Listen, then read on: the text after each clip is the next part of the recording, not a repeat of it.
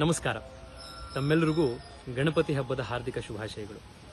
ಗಣಪತಿ ಸಾಂಕೇತಿಕವಾಗಿ ನಮ್ಮೆಲ್ಲರಿಗೂ ಪ್ರತಿ ದಿವಸ ಜೀವನವನ್ನು ಹೇಗೆ ನಡೆಸಬೇಕು ಅನ್ನುವಂಥ ದಾರಿ ದಿಕ್ಕನ್ನು ತೋರಿಸ್ತಾ ಇರ್ತಾನೆ.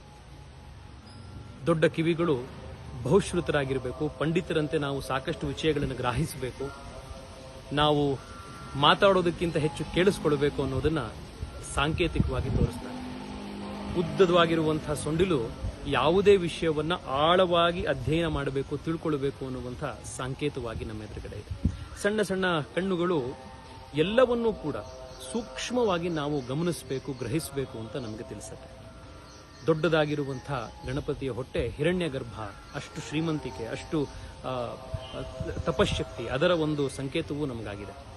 ಗಣಪತಿಯ ಮೂಷಿಕ ವಾಹನ ಅಂತ ಕರಿತೇವೆ.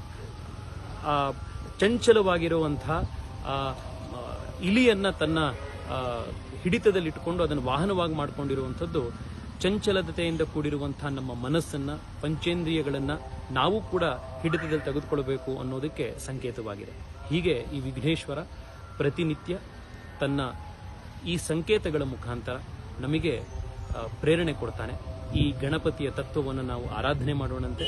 ಗಣಪತಿ ನಮ್ಮೆಲ್ಲರ ಜೀವನದಲ್ಲಿ ಮತ್ತಷ್ಟು ಸುಖ, ಶಾಂತಿ, ಸಮೃದ್ಧಿ, ಆರೋಗ್ಯ ಎಲ್ಲವನ್ನು ತೆಗೆದುಕೊಂಡು ಬಂದು ನಮ್ಮ ಮನೆಗಳಲ್ಲಿ ಮತ್ತಷ್ಟು ನಗು, ಸಂತೋಷ ಮತ್ತು ಎಲ್ಲಕ್ಕಿಂತ ಮುಖ್ಯವಾಗಿ ಆತ್ಮಸಂತೃಪ್ತಿಯನ್ನು ಕೊಡಲಿ ಅಂತ ಹೇಳಿ ಈ ಸಂದರ್ಭದಲ್ಲಿ ನಿಮ್ಮೆಲ್ಲರಿಗೂ ಮತ್ತೊಮ್ಮೆ ಗಣಪತಿ ಚತುರ್ಥಿಯ ಹಾರ್ದಿಕ ಶುಭಕಾಮನೆಗಳು. ನಮಸ್ಕಾರ.